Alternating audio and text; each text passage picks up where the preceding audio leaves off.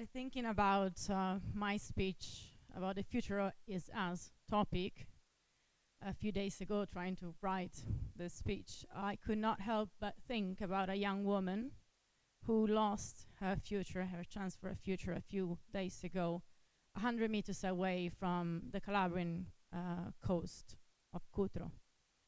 Shahida Raza was her name. And she was a 29-year-old mother, young mother, and a professional footballist and hockey player from Pakistan. Shahida Raza, according to media reports, was trying to reach Europe looking for a better future for herself and her young 3-year-old son with a medical condition. However, the wooden boat she was traveling on with apparently more than 180 people broke apart a few meters away from this island coast, a few meters away from that dream. So unfortunately, that was 26 February of this year. And when I think about Shahida and the rest of the known 79 victims of the shipwreck, I cannot help thinking how lucky I am, because I come from what we call the right side of the word.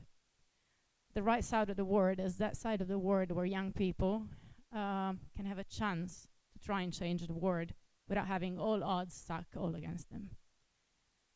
The right side of the word is that side of the word in which, although you might come from a not very developed area like Southern Europe, especially if you come from places like Southern Italy, you might still have a lot of difficulties, not the same equal access to education and opportunities. At least you have one chance of trying to change the world without having also to escape violence, rape, bombs, famine, extreme climate conditions, to try and have one chance, one little chance of building the future. Shahida wanted to change the world, at least her small world, at least her own reality and her son reality. She did not manage to do so while alive. However, perhaps she might change the world now. Her story might spark change. A few days ago, 10,000 people walked the beach of Cutro asking for change, and they planted on the beach 77 roses to remind of all the victims, asking for change, asking this government for change. They might not see that change, at least not in the let's say in the short term. However, I do believe that those shows are now sending out a powerful message that is, let's stay human, brothers and sisters, you're welcome, you're one soul thing. Kurhan, it's UWC founder, he had a vision, and the vision was, if we unite young people from all over the world, we might build a peaceful world. And he was having this dream, this vision, that is what we're living today, here in front of me. And he was very aware of one problem, what he would call the decline of compassion in society, which I think it's a very serious problem today that we're facing, never as before, with a war at the gate of Europe, the war in the Ukraine. So why did I decide to talk about Shahida? Why did I decide to pick up her personal story instead of many others? Well, it really touched me because it was really close to home. I work in Calabria a lot, and I know the beach of Cutro. And it really touched me that it was so close to reaching shore, to reaching safety, to reaching land. And when I think about Shahida and all the Shahidas in the world that didn't make it, I feel really lucky. But I feel really lucky since the very moment in which I was selected to be and to become a UWC student. I'm actually one of those that is called ripescati, because I was the last of the selection of those Italians who could make it to UWC, and then a boy who I never met decided to renounce, not to make it to UWC, so I got in. And I think with this incredible chance that all of you and I share comes a lot of responsibility. And the responsibility instead of trying and change this world. I have always been a rebel, as you can see in this picture with a parrot flag. And although I thought authority was an important thing to respect, the moment it would fail me, I would go against it with full force. And that happened here at UWC too. Later on in my adult life, I figured that this way of defeating power was having a direction. I became a journalist. I joined the so-called fourth estate. And so that meant I became an independent thinker, a digger, a storyteller. And that was my personal way of defeating power. Not any type of power, not, of course, the good change-making one, but what I would see as the unjust, unbalanced, corrupt kind of power. I was being so rebel that I even failed math studies, which is a big thing. However, and I'm the living proof of that, if you do apply yourself to your passions, you end up also entering a university. So, that university was City University in London. I studied journalism with sociology, and sociology then became criminology, and although there was still some maths there that wasn't great, it was also low, I ended up graduating. And the day of my graduation, they graduated all of us with this slogan, to serve humankind. They printed out for us a piece of paper, very nice, and I was like, oh, maybe that's a little exaggerated, and it's like, am I really gonna change the world, and am I gonna serve humanity with my job? Maybe not. That was 2009, and I was trying to find my way. Now, more than 10 years after that, I must admit that maybe I have served humanity a little bit. And this job is also about that, a little bit. However, there is a big risk to this job, which is the one of losing hope. Because you work on dirt, you dig, you discover, you report, but very few times you do see change by yourself. I mean, you actually get to see results. I must say that this job a lot of times has the same taste of that Kutro Beach. Again, we report, we unveil wrongdoing, we ask for change, or advocacy does it with our work, but we don't get to see the change for ourselves. So at one point you start losing hope, or you start losing passion, and you ask, will I ever get to see the change in the world? For me, there was one change, and it was a very powerful one. There was one day, it was 21st February 2018, that changed my life. I was working with Jan Kuciak, a Slovak reporter from Slovakia, and Pavla Holkova, another colleague from Czech Republic. And we were investigating the ties between the Calabrian organized crime, the Ndrangheta, and the Slovak prime minister at the time. While doing so, quite close to publication time, it was 10 days prior to the date we had set as publication, Jan got shot, dead, along with his girlfriend, Martina Kuznirova. The killers walked in the snow, they knocked at the door, they got in, and they killed them. Jan and Martina had one fault, wanting to change the world.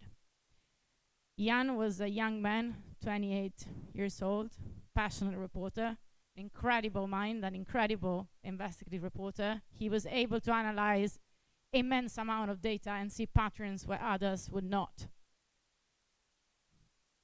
And that was the day that changed my life. Now, initially, we were all absolutely shocked, and we only had one answer to that. We will keep working, we will continue this investigation, we will do it for Jan, we will go on with this. You cannot kill all reporters, we will do this. Nevertheless, what happened? The truth is, and I can talk about it now, I could not back then, is that it took us, at least it took me, more than 6 months to figure what had really happened. And only a year later, I figured, after facing trauma, that this thing had taken place. So I decided to go and seek for help and talk to a psychologist, an expert. I went to talk to this expert after selecting him among many psychologists around Italy because I did not trust anybody. He was working with Amnesty, big organizations. I'm like, okay, let's go and talk to him. And this guy looks at me and he goes like, maybe it's a little late. Would you go to the first day with a broken leg a year after breaking it? I said, well, maybe not. And he said, well, maybe not. It's late. You have already fixed yourself by yourself somehow. And although that looked like, a solution, a ready done thing, it's done, you can't go back. It was something that really shook me inside. I started wondering what was going on with my job, what was going on with my life. And that moment, I always thought, like Kurt Hahn said, modesty in success. I always thought, it's my job, it's a job, it's like any other job. But the truth is, that moment, I figured that it was not like any other job, and I had to face it.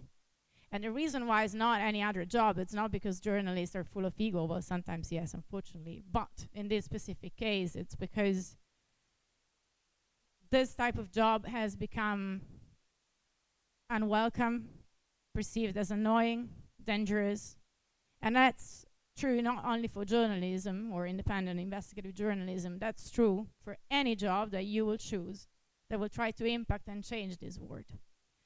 Take the case of Giulio Regeni. He was not a journalist, he was a researcher, and he was also an alumni of UWC and was trying to change this world. Unfortunately, this type of professions have become really dangerous, and a lot of sides of the world. Take the case of Mexico, where more than 100 reporters have been murdered over the last 10 years. However, I have not stopped doing this work, and I still do it. So why is so? Because many years ago here in Duino, there was this incredible chance going to do a course that initially was going to be a training of creative writing, which is the reason why I got into it. And then that creative writing workshop would help us help the crazies. So the clinically insane people from the daily location, daily hospital from Aurisina. And I thought that was very fascinating. So I got into it. And I loved them. I loved them to the bone because they had no boundaries. They were loved to the bone. They would get angry for real. And they were looking into you in a way that no others would look into you. The feeling was like they were digging into you. And they were a little dangerous too. One of them loves knives, but we learned how to go around it. So at one point comes the project week. Project week, it's a whole week in which usually students will take that moment to travel, to see the world, because it was the opportunity, the college was financing traveling, so it was great. But together with Fabio Dosa, the art teacher at the time, and another group, like a group of students, we decided not to travel, at least not far, and go and do that project week at the clinic in Aurisina. And that was amazing. We did the whole art week with the crazies. We did ceramic, theater, gardening, and cooking classes. And in that cooking class, at one point, we made the longest spaghetto in the world, which in my village would be called piccio. And that was really team effort, because imagine doing the longest piccio in the world. You really have to hold it on different sides. So a week after that, we felt that there was a big exchange. We had changed them, and they had changed us. I was really, really changed inside. Because I started wondering, what was the difference between them and us? Was there any difference? What keeps you sane? What keeps you functional? And Also, I was wondering, like Basaglia, the famous psychiatrist here from Trieste, who say, are we all crazy when looked up from close? And in that moment, also because of all the rebellion that was going on within the college walls, I thought I was losing it. And then I thought, well, actually not. You know why? Well, maybe I am a little crazy, but I also have a mission. I'm sticking to UWC values. I have to be functional. And I will use this chance to lay my path, to continue that mission. And that was really good for a lot of years, till the moment in which Jan got killed. That was my second moment of crisis. And I had to decide what was I going to do with that. How that started, right after the killing, police told us, well, your life changes from now on. And I was really scared. I closed all the windows of my house. I lived behind shutters for 2 weeks. And then at one point I was like, nah, this is not working. I don't want to live in Fort Knox. I'm a UWC alumni. All of this goes to hell. I opened all the windows again and I said, I'm going to keep doing this work. I'm going to keep respecting my mission, UWC values, and I'm going to do it not just for UWC values, but especially for Jan Kuciak. And it was a moment of revelation. Also, I think that Kurhan words say better than me. I decided to live with grace in defeat, fairness in anger, and readiness for service at all times.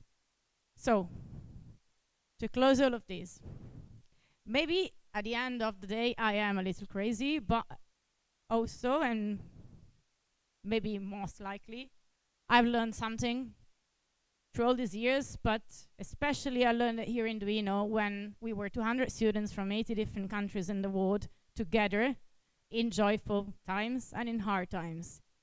And we have learned that if you do it together, you can overcome anything. So to conclude, I think that we do have a lot of responsibility for being UWC students and then later alumni. But what changes once you're out of this college is that you're off to the world. You are able to change the future. And though there is one recipe for change, especially in crisis times, which is doing it as a team,